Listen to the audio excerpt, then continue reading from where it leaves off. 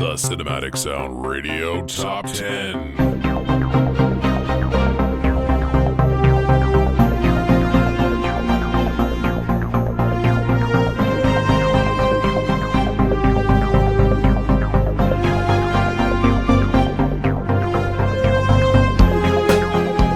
Welcome to another edition of Cinematic Sound Radio's Top 10 Countdown. This program is part of my 20th anniversary celebration. Last week we played 5 of my top 10 scores of all time. My next show will conclude with my top 5 scores of all time. In between those programs, I thought I'd do a special top 10 where I play my top 10 favorite tracks of all time. Some of these cues will mirror selections in my top 10 albums, while others will be from scores completely unrelated to my top 10 selections.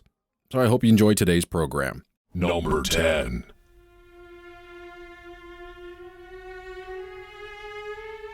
We're going to open the show the same way we opened last week's show, with music from my 10th favorite score of all time, Prince Valiant, released in 1954. This swashbuckler was directed by Henry Hathaway and starred James Mason, Janet Leigh, and Robert Wagner. Now, I already praised the work of Franz Waxman on this film, so why in the world am I playing it again? Well, last week I told you that I first heard this score via Charles Gerhardt's compilation called Sunset Boulevard, the Classic Film Scores of Franz Waxman, which was recorded in 1974 with the National Philharmonic Orchestra. This was the album that made me fall in love with 5 things. 1. Conductor Charles Gerhardt. 2. Recording engineer Kenny Wilkinson. 3. Golden Age film scores. 4. Franz Waxman. And 5. This score, Prince Valiant. While I love Film Score Monthly's release of the original tracks, it's this track that I return to the most. Here's a track that changed my view on film music forever.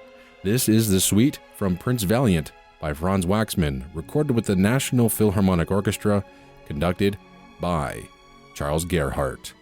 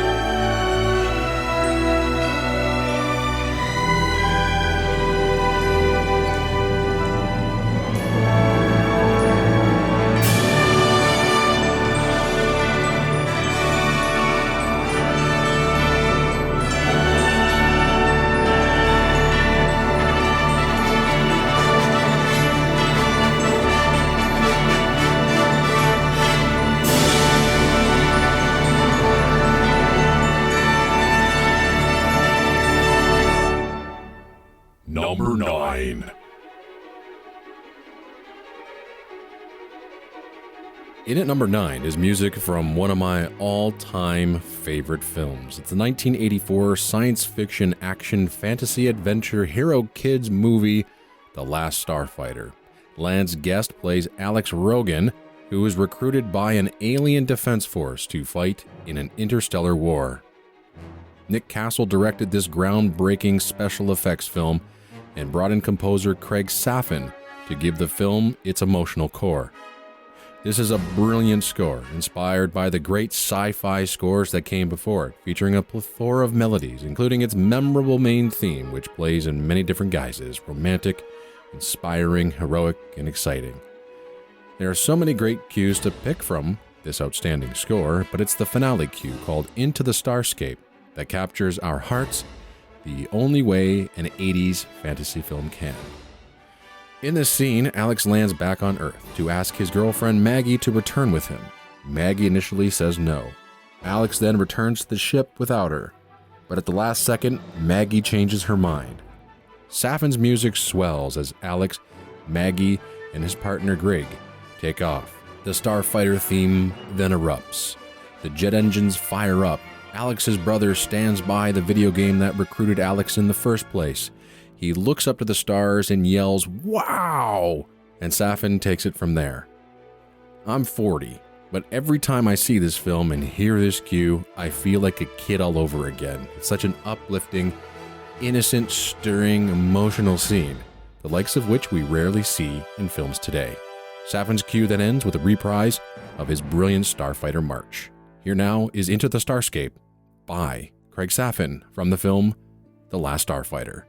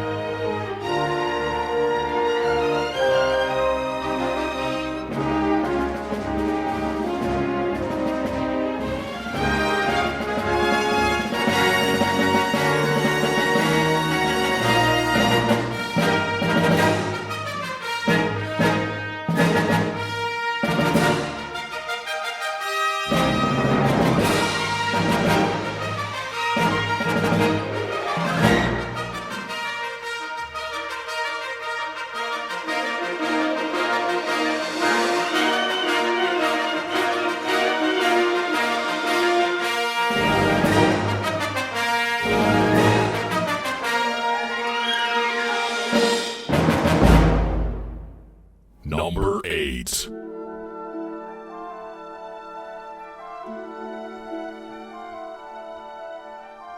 Before Michael Giacchino became a household name with his TV score to Lost, and then his film scores, The Incredibles, Up, and Star Trek, Giacchino was primarily a video game composer. He did dabble in low-budget films and TV pilots, but in the early 2000s, video games was Giacchino's forte. While Medal of Honor still remains the best score Michael Giacchino has ever composed, the best track he has ever written, for film, television, or video games, is the ferocious action cue Peenemünde from the World War II dogfighting game Secret Weapons over Normandy.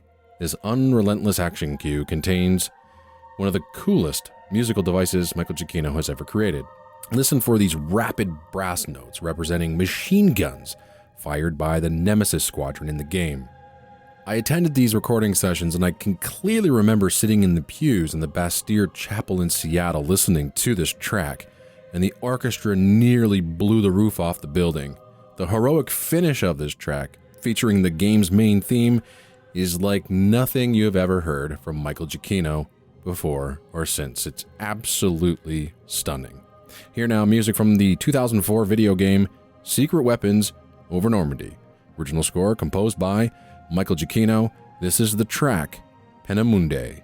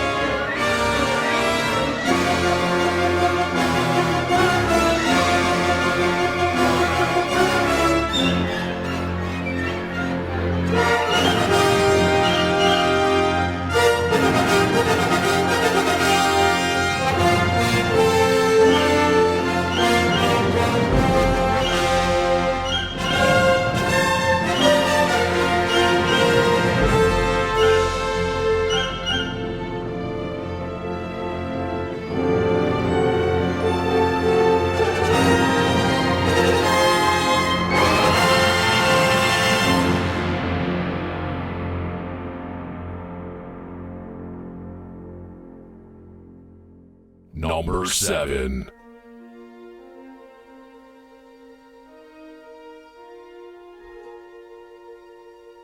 I was going to play Jerry Goldsmith's The Enterprise in this section, but I've played so much Star Trek over the past few months that I'm going to play something else from Jerry Goldsmith. So please forgive me if you were actually looking forward to hearing The Enterprise again. I think we've played it about 3 or 4 times in the past month or two.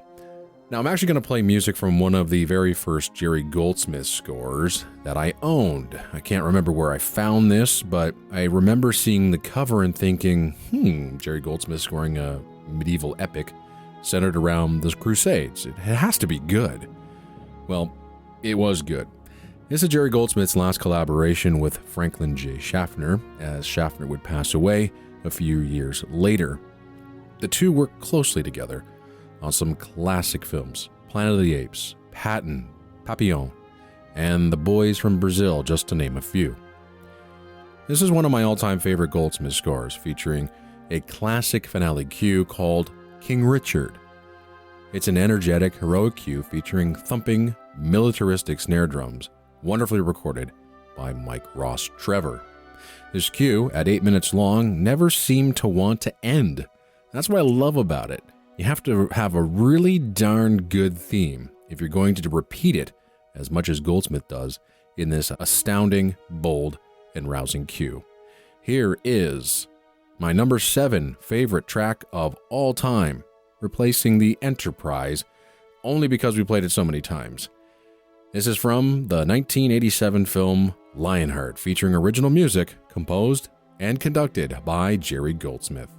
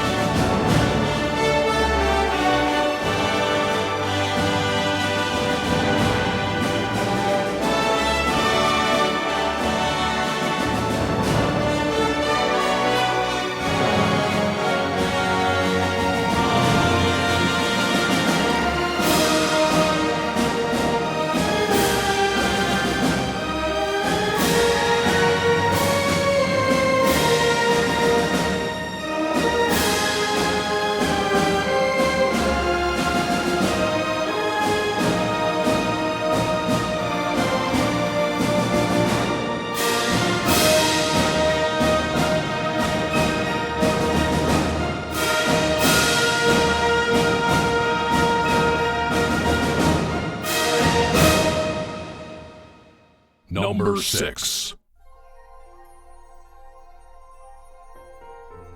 It's well known that I love James Horner's 1991 score to The Rocketeer. It's a cult classic, directed by Joe Johnston. And if it weren't for Braveheart, then this would probably been my pick as my all-time favorite James Horner score. Well, the score is inspired by the great action scores that came before it. As Horner mentioned in an interview around the time of the film's release, he described the music as a straight-ahead, traditional go-get-them score. Horner took no chances with the music. He just wrote what anyone would have expected from a film of this sort, released in the 1990s, when scores of this sort were still okay to write, and people loved them.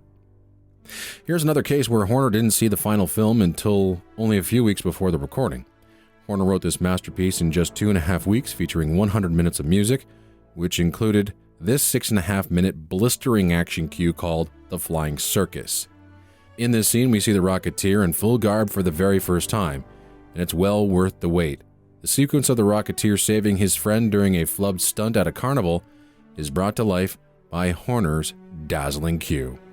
Here now, my 6th favorite track of all time, The Flying Circus from The Rocketeer by James Horner.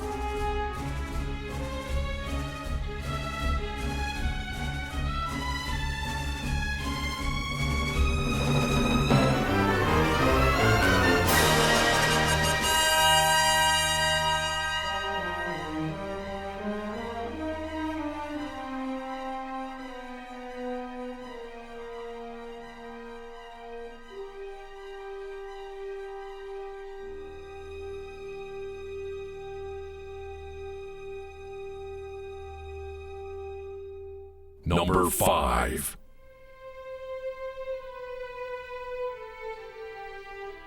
As you might have figured out already, big, bold, bombastic, action-packed adventure scores are my favorite. And we aren't letting up anytime soon. Now we bring you one of the biggest, most optimistic, patriotic, heroic, over-the-top film scores you will ever hear, and it's bloody brilliant. This is my number 5 favorite track of all time. It comes from Independence Day, and what Arnold ultimately came up with when he wrote this score really is one of the greatest film scores of all time, at least in my opinion. It's big, bold, featuring heroic themes for the good guys, and evil, angry, loud, thumping themes for the bad guys, which actually has rhythms underneath it performed on taiko drums and African jum-jum drums, spelling out D-I-E in Morse code. On top of the massive symphony orchestra is a 46-person choir. When La La Land Records released the expanded edition of this score in 2010, I immediately jumped to this very cue, my 5th favorite cue of all time. Ever since seeing the movie, I've always wanted to hear the film version of The Day We Fight Back. The moment I wanted to hear badly was the moment when we see Russell join the fight, screaming over the headset that he's packing, which is basically the last missile to do in the aliens. Arnold's crop duster theme explodes out of the speakers as Russell whizzes and zooms to avoid enemy aircraft. We think he's going to make it. He prepares to fire. He hits the trigger, and then nothing. And then my favorite part in Arnold's score shows up. The alien motif returns in the blaring French horns, which syncs with Russell's display screen to show that the missiles have jammed. Dread returns into the music as Arnold pounds away with heavy taiko drums, tam-tam, and anvil. It creates an enormous sound, like a musical kick in the gut. But then Russell commits to end this once and for all and sacrifices himself for humanity. Arnold builds the cue up, the orchestra swells, Russell flies into the enemy ship, and Arnold finishes the cue just before the gigantic explosion. It's masterful film scoring, which is just so much fun to listen to. Right now, here is the film version of The Day We Fight Back, which is called Hide, and Russell's packing on the La La Land Records Expanded Edition soundtrack. This is David Arnold's Independence Day.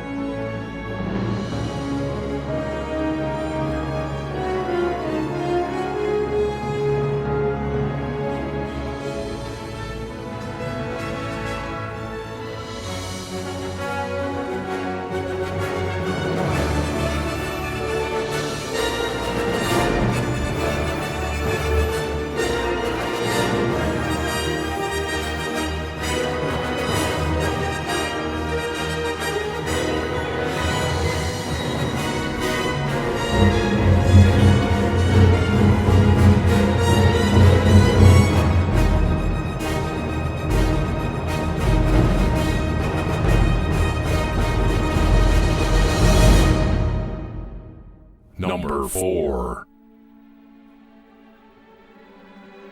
Now, I love main titles, and by that I mean those first 2 or 3 minutes of the film that introduces us to the cast and crew, which is now regulated to the end title these days.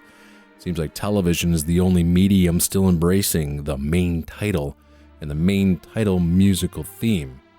One of my all-time favorite main title cues, and main titles period, comes from the ill-fated pirate film Cutthroat Island, released in 1995, a film which basically sunk Carolco Pictures.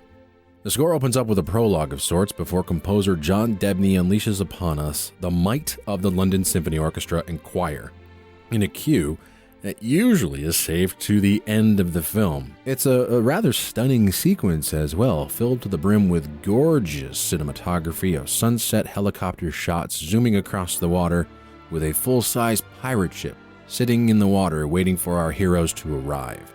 All of this is brilliantly scored in an old-fashioned swashbuckling cue that Erich Wolfgang Korngold, Mikhail Rocha, Max Steiner, and Franz Waxman would have championed. It's phenomenal stuff. Here now is the main title and Morgan's Ride from Cutthroat Island, with original score composed by John Debney.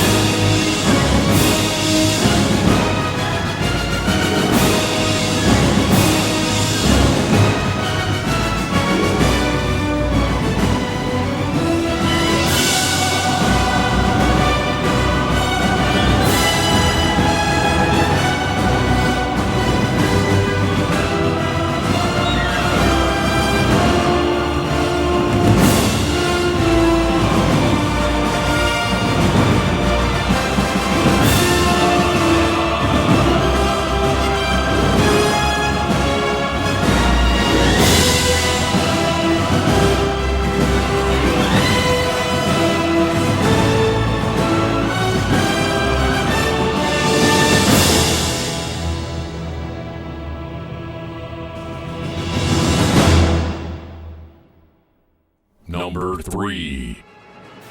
In at number 3 features my second favorite theme of all time. I'm not kidding, folks. It's that good. I remember first hearing this score after buying it from a friend of mine, Paul Tonks, who I met in Seattle.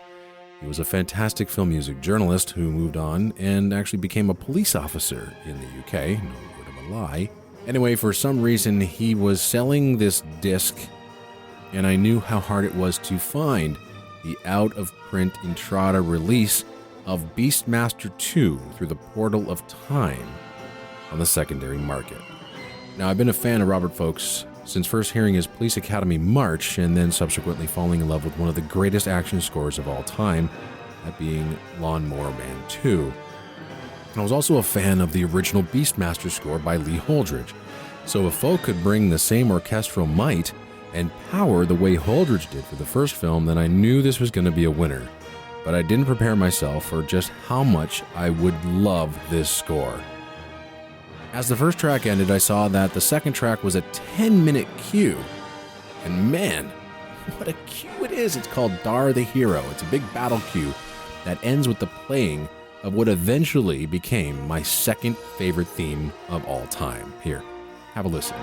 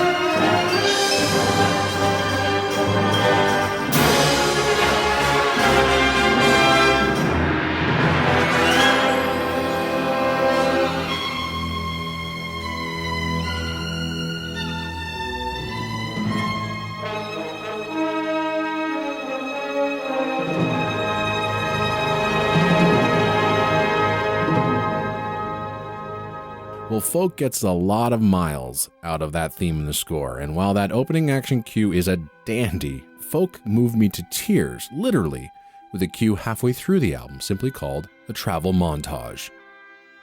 What a perfect opportunity for Folk to let his music be heard. And for the next 3 minutes, Folk composed the cue of his career, in my opinion. A cue I would die to hear in concert. It's a perfect fantasy adventure theme right up there with some of the best composed by the likes of Williams, Horner, and Goldsmith. The string writing never fails to leave me with goosebumps. The cue is so warm and innocent, and then the main theme on lonely trumpet just slays me again. And then when the entire orchestra plays the theme together one more time, with sweeping strings, swirling woodwinds, and that glorious Williams-esque finale, this is not just good film music. This is great film music. Here's my number 3 favorite cue of all time. Travel Montage.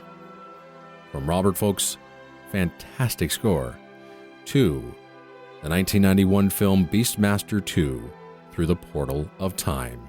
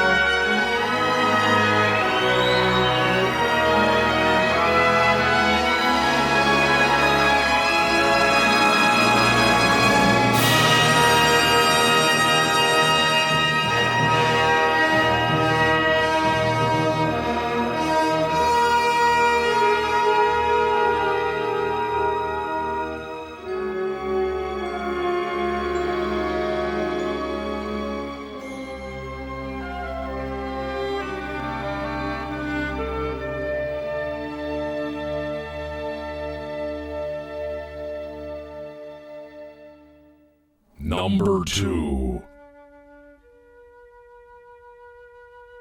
So what is my favorite theme of all time? All right, that's rhetorical. I'm sure you already know what it is. And it's this. This is where my show next week repeats this show this week. As you already know, Raiders of the Lost Ark will be featured on next week's show, which will count down my top 5 favorite scores of all time. And of course, this score features my second favorite cue of all time, the second greatest action cue of all time, and the greatest action scene of all time. It's the Desert Chase. Now, before we play it, I'm just going to repeat what I said about the cue back in June on this show, so please forgive me if you've already heard this.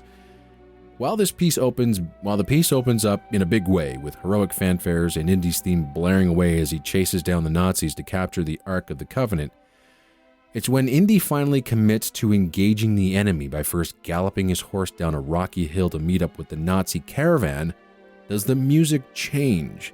And what Williams does is basically strips everything away with a brief pause after a statement of Indiana Jones's theme, and then lets only tuba, horns, and a snare set the pace. I mean, could you imagine an action piece these days utilizing only horn, snare, and a tuba? Again, a tuba. The strings eventually come in, but they are joining the rhythm section. The tuba is still setting the pace. And then there are moments where there's only one section of the orchestra playing. Williams also utilizes call and response techniques, but rarely does the entire orchestra come together and play along in this pulse-pounding action cue. The sparse orchestrations let the music breathe and actually helps the music to be noticed in the film as well. Even at the halfway mark, Williams introduces us to a slow burn of the Indiana Jones rhythm as Indy is thrown off the truck and then has to climb underneath it only to get back to the driver's seat and steal the Ark once more away from the Nazis. It's more about the tension of the scene than writing frenetic, complex action material that makes this scene work. It's a masterclass in action scoring, clear, coherent ideas, a spacious recording. It's fantastic. Here's my second favorite cue of all time, the Desert Chase, from Raiders of the Lost Ark, with music composed by John Williams, featuring the London Symphony Orchestra.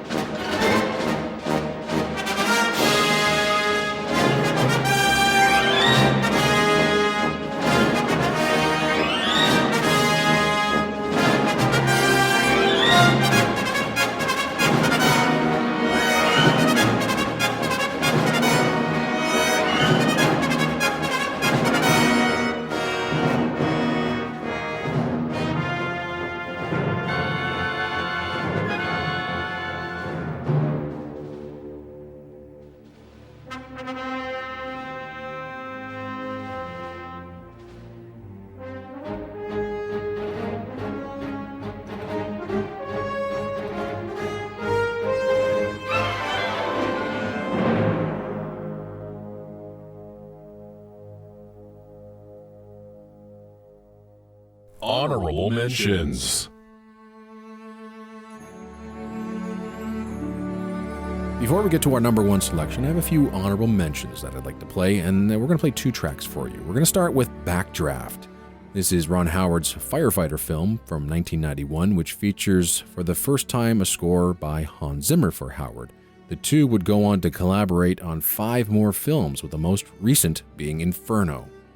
Backdraft is my all-time favorite Hans Zimmer score. Zimmer's written some brilliant music over the years, but for me, I always have a soft spot for Zimmer in his late 80s and early 90s mode, especially those scores where he collaborated with orchestrator Shirley Walker on. Zimmer's scores have never sounded more colorful than they did back then. Not saying that he hasn't written colorful scores again, but stuff like Pacific Heights, Radio Flyer, A League of Their Own, Days of Thunder, White Fang, Bird on a Wire. There was just a little bit more magic in those scores for me, more color. They were more vibrant in the orchestral department. Backdraft, though, is the best of them all. This is the score that brought nobility and true heroism to the brave men and women who risk their lives each and every day fighting fires. I'm not sure Hans Zimmer has written a better theme than the Show Me Your Fire Truck theme, which is heard at the beginning and then again at the end of the film. We're going to play for you our 2 tracks from the original soundtrack album. They blend into one on the soundtrack, so I consider them as one track. So it's Fahrenheit 451 and Show Me Your Fire Truck blended together. So that's our first honorable mention. We'll then move on to my second honorable mention. It comes from a video game called Lair, released in 2007, where you play as a warrior riding a ferocious dragon trained for deadly aerial and ground combat. The original score for the game was composed by John Debney with spectacular additional music by the great Kevin Kaska. The original album was actually released in 2007, but as a digital download only. Then in 2014, La La Land Records released a lavish 2-CD set of the score. The score is one of my favorite video game scores of all time, which was written mostly for gigantic traditional symphony orchestra, as well as ethnic instrumentation, choir, and various solo instruments. It's just a wonderfully melodic score. My favorite cue from the album is a variation on the Civilization theme, which on the digital release was actually credited to Kevin Kaska, but then was credited to John Debney on the La La Land album. Whatever. Whoever composed it, it's still a heartbreaking, spine-tingling cue. It's called Epilogue, featuring a vocal solo by Elizabeth Scott. So here now is Show Me Your Fire Truck from Backdraft and the Epilogue from the video game Lair. 2 honorable mentions on my favorite tracks of all time.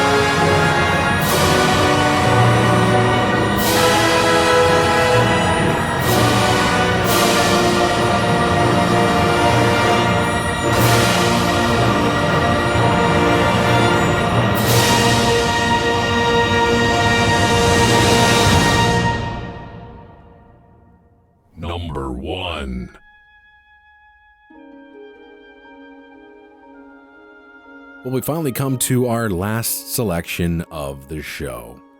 And, well, I'm going to be a little bit lazy here, but I hate to let good words go to waste. I wrote this little summary about my favorite cue of all time for Sideshow Sound Radio for their Star Wars episode. That's a great episode, by the way. Check it out if you can. Anyway, here is how I described the asteroid field from The Empire Strikes Back on that program. My favorite track from the Star Wars trilogy, from Star Wars full stop, is the asteroid field from The Empire Strikes Back. I know, not the most original choice, but when you have a cue this darn good, you just can't ignore it. The cue, in my opinion, is the best single piece of music John Williams has ever written. It's absolute perfection. Everything from the fluttering flutes as Luke blasts away from Hoth on his way to Dagobah, to the transition into the Imperial March, as 3 Star Destroyers and 4 TIE Fighters chase down the Millennium Falcon. There's a touch of comedy as Han and Chewie try to fix the broken hyperdrive on the Falcon. And what about those ascending trombone blasts as the Falcon does a hard right to dodge an asteroid and almost hits the camera as it zooms by? As Han leads the TIE Fighters deeper into the asteroids, Williams conveys Han's heroics and skill as the best pilot in the galaxy with a heroic theme that plays only during this sequence and is never heard from again. The theme, along with screaming woodwinds and twinkling bells, paints a clear picture as to what's going on screen. Not only is this a great piece of film music, but it's a great piece of standalone music as well. So much so that John Williams rearranged this cue for concert performance.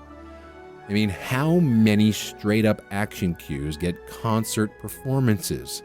The cue then ends with a calm rendition of Han and Leia's theme, signaling the end to one of the greatest action set pieces of all time.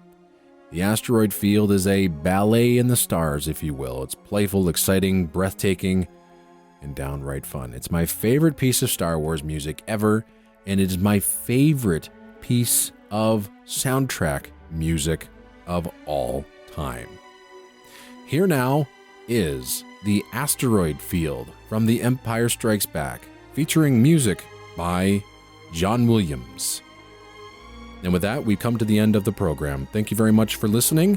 My name is Eric Woods, and until next time, take care and happy listening.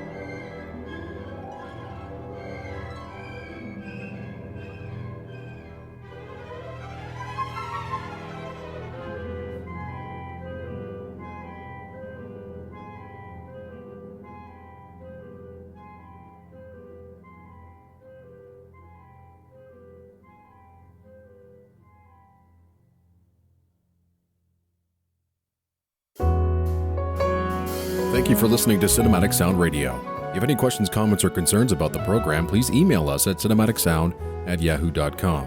Don't forget to check us out at Cinematic Sound at cinematicsound.net on the web, Cinsound Radio on Twitter, and Cinematic Sound on Facebook. And if you listen to us on iTunes, why don't you take a moment right now to rate the show and write a brief review.